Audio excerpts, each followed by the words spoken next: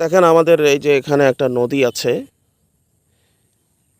এই নদী, এটাকে ঘাঘট নদী বলে। আমাদের রংপুরের একটা ঘাঘট নদী। এই নদীটার ভিডিও করার জন্য আজকে সকাল সকাল এসেছি। এই যে নদী দেখেন, এই নদীটা ঘুরিয়ে পেঁচিয়ে এদিক দিয়ে কেমন করে একটা মানে সাপের মতো হয়ে ঘুরিয়ে পেঁচিয়ে চলে গেছে। তবে দক্ষিণবঙ্গের ওদিকে আমাদের এটাকে নদী বলবে না, ওনারা বলবে এটা একটা নালা। আমাদের কাছে এটাই নদী। এখানে সন্ধ্যা হলে অনেক মানুষ আসে, লাইট এবং পলাই নিয়ে এসে মাছ ধরে, মাছ শিকার করে। তাতে মোটামুটি এক একজন করে half KG, 1 KG, 1.5 KG, 2 KG, যে যতটুকু মেহনত করে অতটুকুই তারা মাছ শিকার করতে পারে এই নদীটার মধ্যে। আর এই নদীর মাছ অত্যন্ত মজা, খুব স্বাদের। আসলে নদীর মাছ খুবই মজার হয়।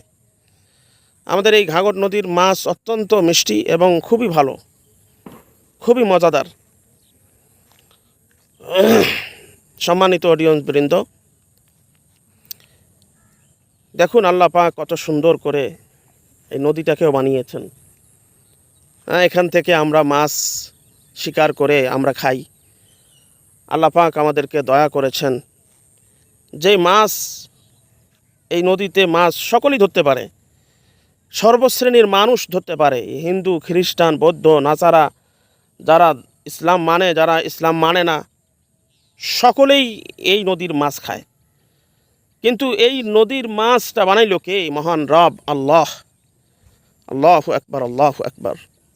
আল্লাহ পাকের অশেষ মেহেরবানি এবং অশেষ দয়া যে আল্লাহ তাআলা আমাদেরকে এই নদীর মাছকে মিষ্টি করে দিয়েছেন। এই নদীর মাছের মজাই কেন জানি আলাদা। চাষাবাদের মাছ আর নদীর মাছ আকাশ পাতাল ব্যবধান। তো এই নিয়ামতের শুকরিয়া আমরা কিভাবে আদায় করি? আলহামদুলিল্লাহ, আলহামদুলিল্লাহ।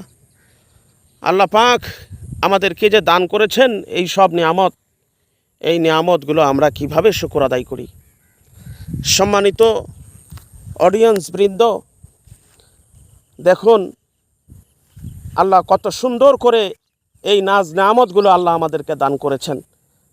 আল্লাহ দান করেছেন যে আমার বান্দারা এই নাজ নিয়ামতগুলো ভক্ষণ করবে আর আমি মাওলার শুকর আদায় করবে। আল্লাহ পাক অত্যন্ত খুশি হয়ে যাবেন। আসসালামু আলাইকুম ওয়া রাহমাতুল্লাহি ওয়া বারাকাতুহু।